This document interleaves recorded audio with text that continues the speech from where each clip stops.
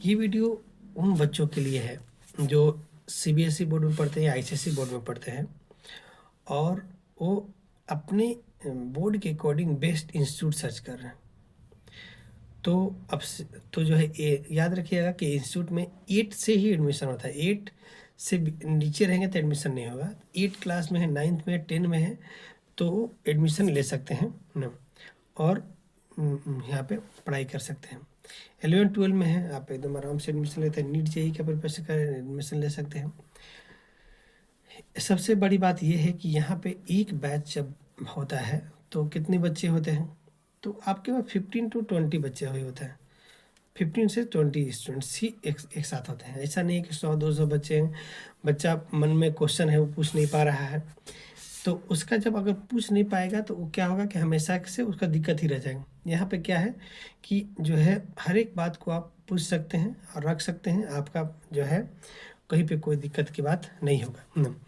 और जो है यहाँ पे जो है इंस्टीट्यूट सोचेगा तो इंस्टीट्यूट कितने ईयर्स से है, तो इंस्टीट्यूट याद रखिएगा कि 20 ईयर्स से ये कंटिन्यूस फॉर्म में है और काफ़ी रिपूटेड इंस्टीट्यूट में से है ना, जहाँ पे आपको जो है किसी भी तरीके का कोई भी प्रॉब्लम परेशानी नहीं होगा ना।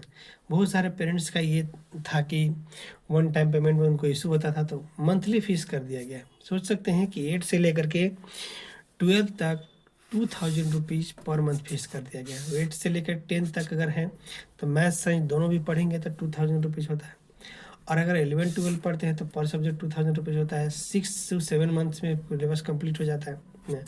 नीट जेईई का है तो उसी तरह से जो है मंथली 3000 रुपीज़ करके है ना, तो ये आप आराम से इजीली पढ़ सकते हैं। सबसे इम्पोर्टेंट ये है कि कैट जैट मैट जो बाकी इंस्टीट्यूट में वन टाइम पेमेंट लेकर के पढ़ाई होता है जिसमें 55,000 रुपीज़, वो उसको भी 2000 पर मंथ के हिसाब से फीस लेकर के पढ़ाया जाता है यहाँ पे।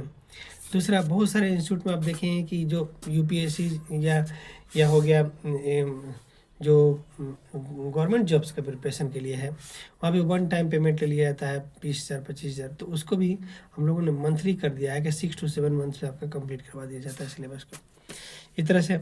तो सबसे बड़ी बात यह है कि अगर जो पेरेंट्स का दिक्कत ये होता है कि अगर वन टाइम पेमेंट कर देते हैं तो उनका इशू आ जाता है।